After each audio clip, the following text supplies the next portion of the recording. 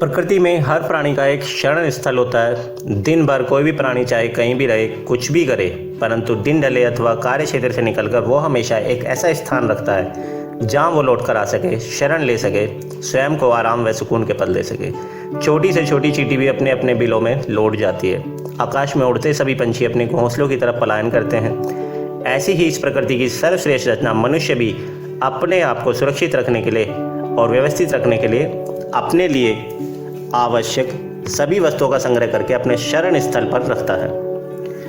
इस शरण स्थल को मकान, घर इत्यादि की संज्ञा दी जाती है। घर वह जगह है जहाँ प्रत्येक प्राणी बाहरी दुनिया से अपने आप को सुरक्षित रखता है।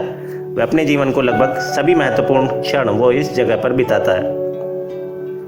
अपने परिवार को शुरू करता है और इस परिवार के लिए जरूरी प्रत्येक आवश्यक चीज़ों का संग्रह करके रखता है ताकि कैसी भी आकस्मिक जरूरत के समय ये वस्तु उसके काम आ सके।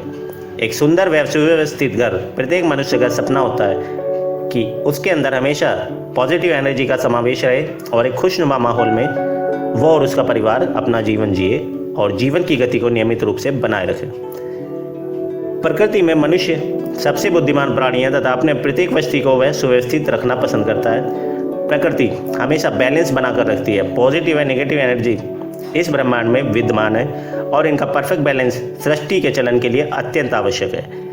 इसी प्रकार एक घर में भी दोनों प्रकार की एनर्जीज का समावेश होता है तथा इसको बैलेंस करने के लिए भी हमारे प्राचीन विद्वानों ने एक परफेक्ट घर में किन किन चीज़ों का समावेश होना चाहिए इस विषय से संबंधित एक ग्रंथ की रचना की जिसे वास्तुशास्त्र के नाम से जाना गया।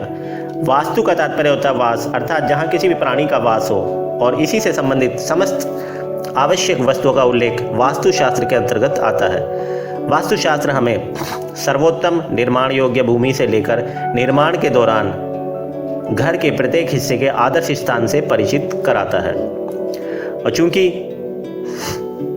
हम सदैव पॉजिटिव व नेगेटिव ऊर्जाओं से युक्त संसार में जीते हैं और इन ऊर्जाओं का मानव जीवन पर पूर्णतः असर पड़ता है, इसी प्रकार वास्तुशास्त्र के अनुसार एक घर के निर्माण के आधार पर इन ऊर्जाओं का पॉजिटिव अथवा नेगेटिव प्रभाव हमारे जीवन पर पड़ता है। हमने अक्सर देखा है जब हम किसी घर, भवन अथवा किसी प्रसिद्ध इमारत या स्थल पर जाते हैं तो वहाँ प्रवेश करते ही हमें कभी कभी तो अत्यंत प्रसन्नता महसूस होती है और हम अपने आप को किसी भी प्रकार के तनाव से एकदम फ्री, हल्का और संतुष्ट महसूस करते हैं। और किसी के स्थान पर घबराहट, बेचैनी, डर इत्यादि जैसी फीलिंग्स ऑटोमेटिकली ही हम महसूस करना शुरू कर देते हैं। सो ये सभी फीलिंग्स इस भवन विशेष के निर्माण के फलस्वरूप पैदा होती हैं जिन्हें हमारी सेंसेस महसूस करती हैं और वहाँ पर उपस्थित एनर्जी हमारी सेंसेस को इम्पैक्ट करती है।